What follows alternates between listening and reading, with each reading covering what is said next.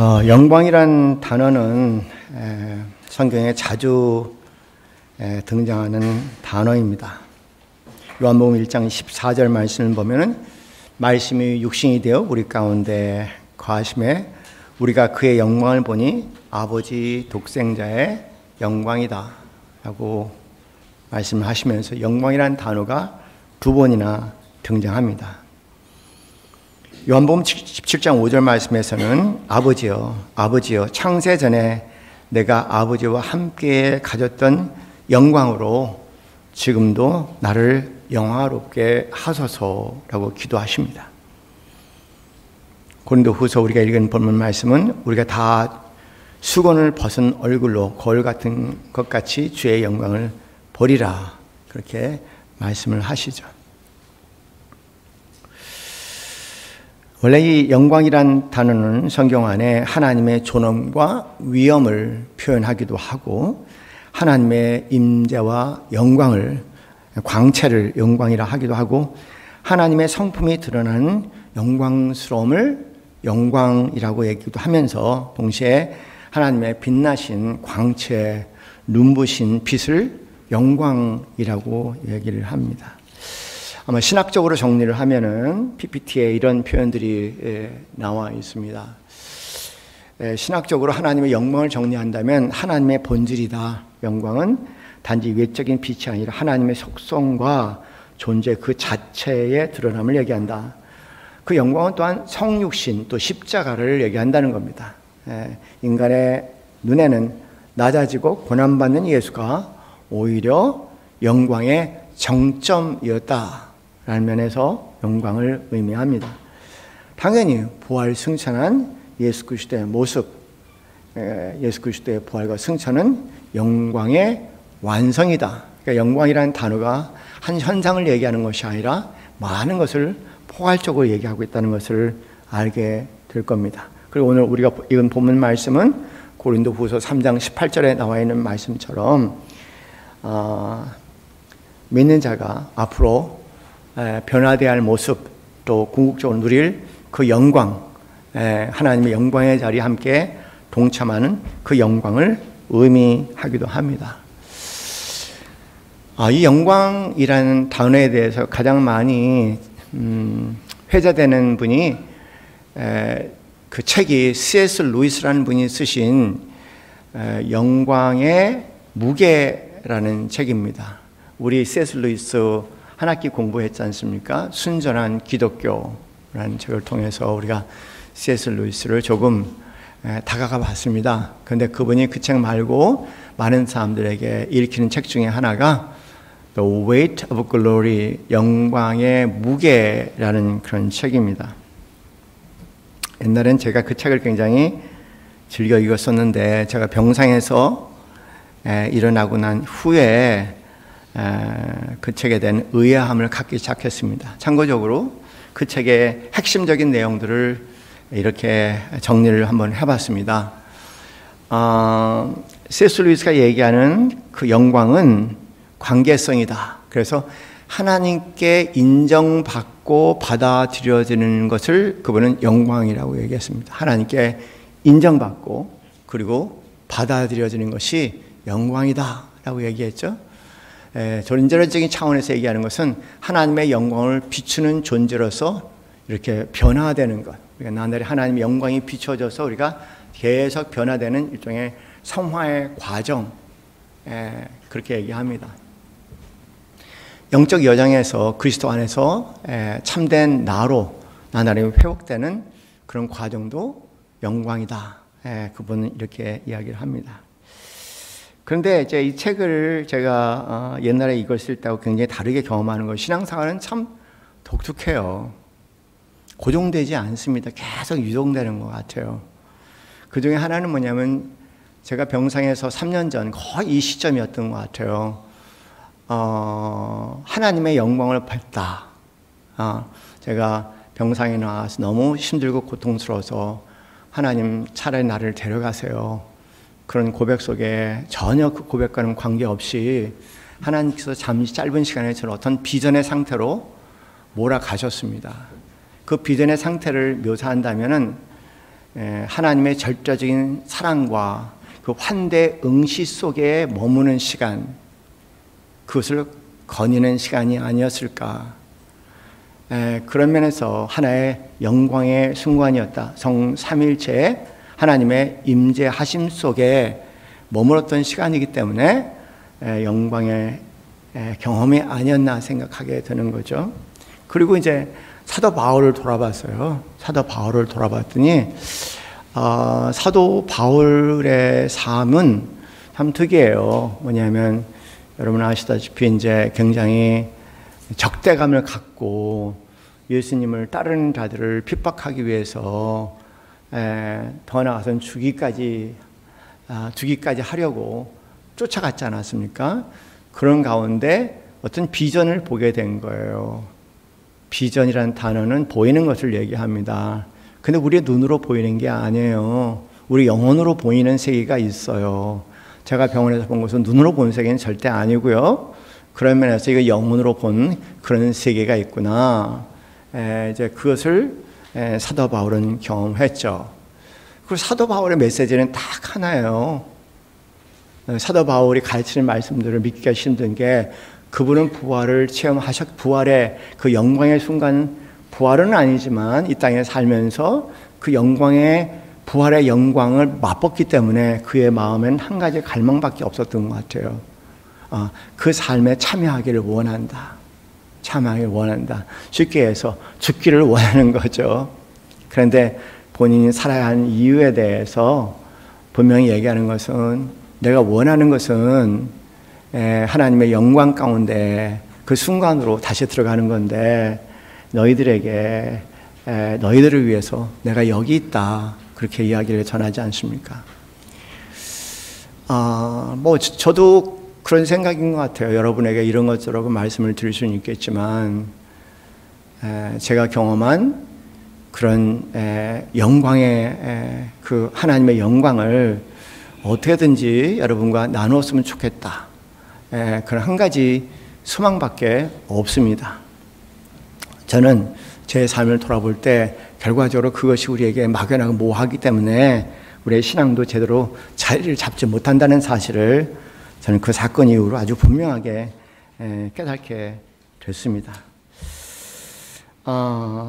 그러는 과정 가운데 한번 비교를 해봤어요. 뭐냐면 제가 이제 마음에 C.S. 루이스의 영광의 무게라는 책이 마음에 걸린다는 게 뭐냐면 하나님께 온전히 인정받고 받아들이기 위해서라는 표현이 마음에 걸리고요. 그다음에 그런 사람이 되어야 된다는 것이 마음에 걸렸어요. 제 경험에 의하면 정반대였거든요. 저도 그렇게 생각했었어요. 저 똑같이 생각했는데 제가 병상에서 그런 성삼일체의 비전, 그 영광의 순간을 돌입하면서 그 세계에서 경험한 것은 그냥 저라는 사람 자체를 그 속부터 바깥까지 완전히 변화시킨다는 사실을 알았어요. 흔히 얘기해서 우리의 삶의 생각이라든가 행동을 변화시키는 것이 아니라 우리 자체의 존재를 완전히 바꿔버린다는 거예요. 그리고 뭐 그렇게 살아야 된다, 저렇게 살아야 된다는 것이 아니라 당연히 그렇게 사라지는 삶을 얘기를 합니다. 그 세계에 들어가면서 살아보려고 애를 쓰면서 여러 가지 그 이탈된 삶을 살아보면 그냥 안타까운 마음뿐이에요. 그전에는 왜 저렇게 살까 그런 정죄하는 마음이었다면 이제는 뭐 그럴 수밖에 없지 그런 정죄하는 마음입니다. 어저께 내가 몸이 안 좋으니까 가능하면 빨리 마치도록 하겠습니다. 그래서 이런저런 그 의문을 가지고 좀 이렇게 도표로 하나 정리한 게 있어요. 바울은 참 특별한 계시였다. 그 특별한 계시 하나님께서 특별히 보여줬고 그들 통해 바울이라는 삶 자체가 이름이 사울에서 바울로 완전히 바뀐 것처럼 근본적으로 존재의 전복이 일어났다. 저도 그게 뭔지 알거든요. 그렇구나. 당연히 바울은 교회와 신앙인의 이제 이런 토대를 세운 귀한 사도입니다. 그런데 C.S. 루이스 같은 경우에는 그런 특별한 경험은 없었던 것 같아요. 본인의 고백, 그런 특별한 경험이라기보다도 우리가 지성인들이 신앙생활을 찾아가듯이 열심히 이성적으로 생각해 보면서 사유해 보면서 내린 결론이에요. 그런 면에서 그분의 얘기는 그런 많은 성도들에게 큰 도움이 되는 내용입니다. 제가 안타깝고 답답한 것은 제가 경험한 세계는 보편적이가 아니에요. 특별한 겁니다. 그래서 모든 사람들에게 허락하는 것도 아니고 그렇다고 기도한다고 되는 것도 아니고 어떤 목적이 있는 것 같아요. 그래서 전 다르다는 사실을 알고 있지만 C.S. 루이스는 그런 경험 없이 열심히 대부분의 신앙인들이 그렇게 살아가는 거예요. 어떤 지식과 이성과 그 지성으로 그것이 성령의 안에서 하나님을 알아가기 위한 그런 몸부림이었구나 라는 생각을 알게 되면서 어저께 재미난 생각을 했습니다. 제 상상 속에 C.S. 루이스와 대화를 나눠봤어요. 그건 2시간의 대화였던 것 같아요. 제가 이야기를 하고 가만히 앉아서 기다리면 또 그분의 응답이 나온다 싶으면 또 적고, 그리고 이제 그 응답을 좀 곰곰이 생각하면서 기도하다가 또 제 안에 어떤 이야기가 올라오면 또 적고, 그러면서 여러분 이런 대화를 나누었습니다. 제가 PPT로 이렇게 준비를 해봤습니다. 2시간의 내용을 요약을 한 겁니다. 루이스 선생님, 당신 책을 오래전부터 사랑했습니다. 하지만 지금 저는 책으로도 설명되지 않는 세계를 지나왔습니다. 그리스도 안에서 온전히 받아들여졌다는 체험, 받아들여지는 것이 아니라 온전히 받아들여졌다는 체험, 예수 그리스도의 십자가 안에서 완전히 받아들여졌다는 체험, 아무것도 가감할 수 있는 것이 아무것도 없다는 사실, 그것이 저를 완전히 바꿔놓았습니다. 그건 인정받는 것이 아니라 그저 그분의 사랑과 환대 응시 속에 가만히 머물러 있는 존재라는 사실을 알게 됐습니다. 그걸 한참 기도했어요. 조용한 기도죠. 그리고 루이스가 이렇게 얘기하는 것 같아요. 그 고백을 듣고 기쁘면서도 조금은 두렵군요. 저는 늘 인정받고 싶다는 갈망을 다루며 살아왔죠. 하나님께 칭찬받고 싶은 아이처럼 그분께서 잘했다고 말씀해 주실 것을 소망했어요. 그게 사실은 제가 말한 영광의 핵심이었습니다. 그러셨군요. 그리고 기도로 이어졌습니다. 그리고 내 안에 소리가 있어서 또 적었습니다. 저도 한때는 그랬습니다. 그러나 병상의 고요함 속에 모든 것이 멈췄을 때 그분은 제게 어떤 평가도 시시도 하지 않으시고 탕자의 비유에 나와 있는 것처럼 그 탕자에 대한 아무런 얘기도 없이 그를 환대하고 그리고 기쁨으로 맞이하시며 잔치를 베푸시는 그런 모습이 저에게는 그때 떠올랐습니다. 그래서 그런 내용들과 더불어서 그저 그분을 응시하셨고 제가 그분 안에 있다는 사실을 알게 하셨습니다. 그때 알았어요. 이미 받아들여졌구나. 뭐를 더 받아들여야 할지 모르겠어요. 뭘 더 어떻게 해야 될지. 받아들여졌구나. 이제는 인정받기 위해 사는 게 아니라 하나님의 품 안에 있다는 그런 존재로서 살아가는 것이구나. 이후에 루이스가 그런 말을 하는 것 같아요. 그것은 참으로 복된 체험입니다. 하지만 모든 사람이 그런 체험을 갖지는 않지요. 그래서 저는 보편적인 언어, 점진적으로 신앙에 이르는 길을 설명하려고 애썼습니다. 은혜는 당연히 값없이 주어지는 것이지만 그 값없음을 값싸게 만들지 않기 위해서 저는 은혜에 응답하는 삶을 강조해야 했습니다. 저도 알아요. 맞아요. 저도 알아요. 그게 뭔지. 그럴 수밖에 없다는 거 알아요. 그렇게 고개를 끄덕이면서 기쁨 속에 잠시 기도를 했습니다.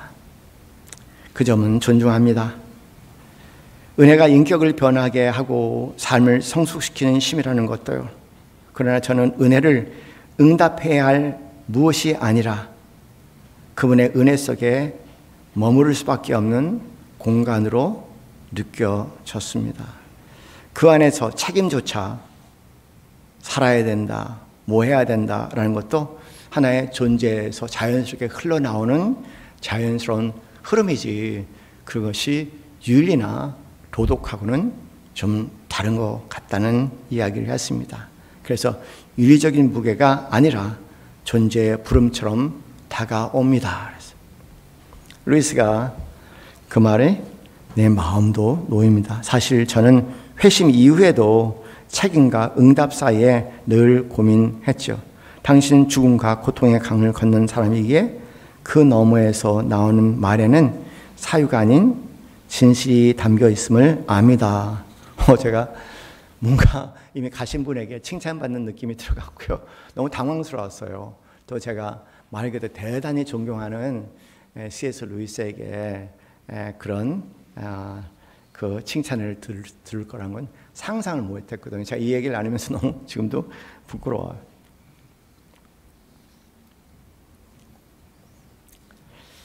제가 이어서 이런 말이 진행됐습니다.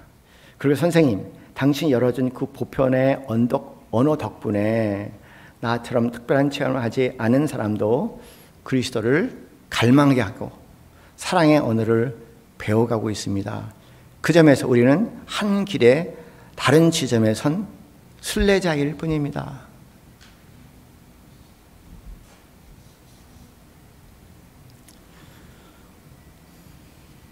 시간이 좀 지나고 제 마음에 루이스가 그렇게 말씀하시는 것 같아요. 이제야 진정한 평화를 느끼는군요. 은혜는 길 위에 있는 자도, 강을 건넌 자도 모두 품는 것이었겠죠. 당신의 말은 증언이었고 나의 글은 글잡이였을 뿐입니다. 저는 이 표현이 충격을 받았어요. 그런 거였구나. 증언은 설명이 안 돼요. 그렇다고 얘기하는 거 외에는 안 돼요. 설명이 안 되는 세계예요, 이 세계는. 그래서 이렇게 C.S. 루이스가 묵상하면서 주신 이 선물이 저한테 큰 감격이 됐어요. 사도 바울도 그렇고 저도 증언이고, 그리고 그분의 글은 하나의 길잡이였구나. 사도 바울은 그래 굳이 예수님께서 부활하셨다고 계속 선포할 뿐 그를 증명하려고, 그를 설명하려고 어디에도 시도를 안 하셨어요. 그러면서 마지막 C.S. 루이스가 저에게 한 말이 참 인상적이었습니다. 은혜는 응답이 아니라 이미 거기 계신 그분의 사랑의 응시를 바라보는 것이다. 은혜에 우리가 할 수 있는 것이 아무것도 없고 그분의 사랑의 선물, 그래서 은혜라고 부르지 않습니까? 거기에 머무는 것이 전부이다. 여러분, 제가 확신컨대 여러분 삶의 어느 순간에 제가 경험한 그 비전을 분명히 경험하실 거예요.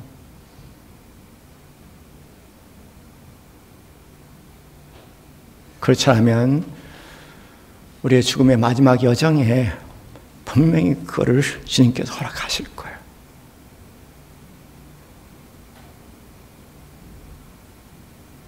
그러면 우리 어머님이 말씀하신 것처럼 너희 교회 안 가겠다. 아니 왜요? 우리가 이 공간을 마련하고 열심히 인테리어를 서둘러서 어머니 와서 예배드릴 수 있도록 그렇게 준비했는데요. 단도직입적으로 저희가 하신 말이 그거예요. 너희 교회가 천국보다 낫니? 제가 말씀드렸죠. 아니요. 그러니까 내가 천국 가겠다는 거야. 그것이 금요일날 금요 기대 마치고 제가 병상을 찾아뵀을 때 나는 마지막 대화고, 나는 그때까지도 그 말을 믿지 않았어요. 그렇게 급히 가실 거라는 상상을 못했으니까. 그 다음날 토요일 5시에 조용히 소천했다고 병원에서 몰란 듯이 연락이 와서 찾아뵙죠. 분명히 저희 어머님도 그런 고백을 할 수 있었던 것은 뭔가 제가 본 비전과 같은 것은 아니지만 더 강렬한 비전을 보셨기에 아무런 미련 없이 하나님 품에 안긴 것 같아요. 사랑하는 성도님들, 부활에 대한 얘기를 하면서 왜 이런 얘기를 할까? 나는 모르겠어요, 부활에 대해서. 이 땅에 몸을 가지고 있는 존재로서 부활이 뭔지 아무리 그려봐도 그려지지 않아요. 그렇죠? 이런 몸이라는 공간과 이 몸이 있기 때문에 시간이 있는데 시간과 공간 속에 살아가는 나로서 그 시간과 공간을 초월한 그 세계를 그려낸다는 것은 불가능해요. 난 모르겠어요, 부활이 어떤 건지. 그러나 제가 분명히 아는 것은 하나님의 영광 속에 들어가는 것이다. 그리고 그 하나님의 영광은 사도 바울이 경험한 것처럼 또 제가 경험한 것처럼 우리의 일상 삶에서도 특별한 성령님의 도우심으로 인해서 가능한 것이다. 그러나 일찍 허락하시진 않을 거예요. 왜냐하면 그 맛을 보면은 산다는 게 너무 구차해요. 계속 이렇게 부딪히며 싸우면서 갈등하면서 살아야 될까? 삶에 대한 깊은 회의가 생기니까 느지막이 여러분의 삶에 막연하고 모호했던 하나님의 그 영광이 성령의 도우심에 따라 찾아오기를 주님의 이름으로 간절히 축원합니다. 제가 말씀드렸죠. 찬양하면 제가 아프다고 몸이. 그냥 기도합시다. 기도로 마무리하겠습니다. 반주해 주실 때 우리 함께 기도하겠습니다.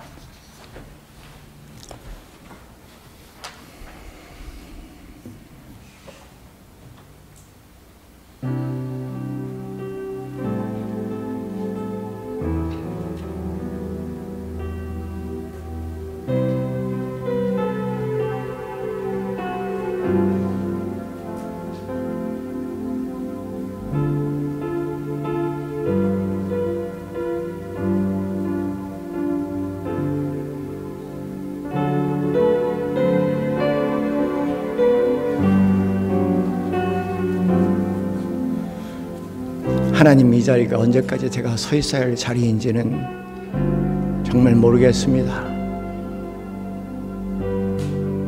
그러나 마음은 오래전에 접었습니다. 이것이 나의 목표가 아닌 것을 그때 분명히 알았습니다.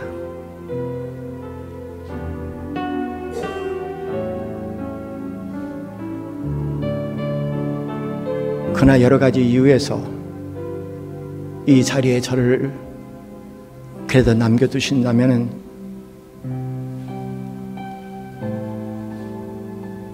단 한 가지의 간절한 소원뿐입니다.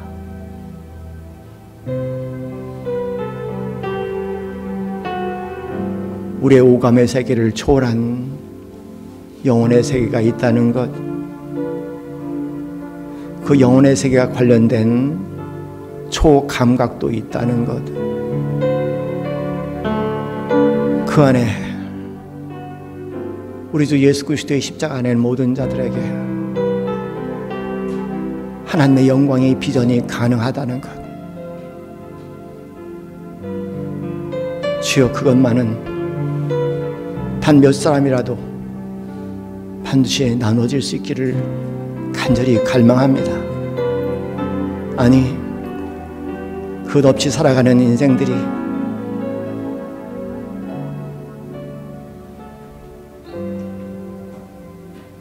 주님께서 이 땅에 오신 이유처럼 너무나 불쌍하고 불쌍해서 그 세계를 반드시 경험하며 그 세계 안에서 이 땅의 영광과 부활의 영광까지 사모하며 살아갈 수 있는 삶들이 될 수 있도록 하나님 아버지 축복하여 주시옵소서. 할렐루야. 감사합니다.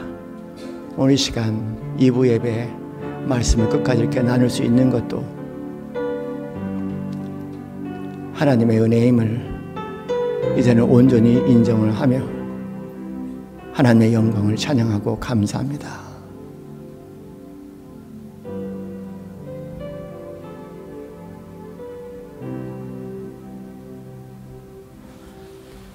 이제는 우리 주 예수 그리스도의 그 크신 은혜와 하나님 아버지의 지극하신 사랑과 성령님의 교감하심이 그 영광의 순간을 사모하는 자들에게 그 영광의 순간을 허락해 주실 것을 믿음으로 살아가기 소원하는 이 자리에 사랑하는 모든 성도들 머리 위에 지금부터 영원까지 함께 있기를 간절히 축원하옵나이다. 아멘.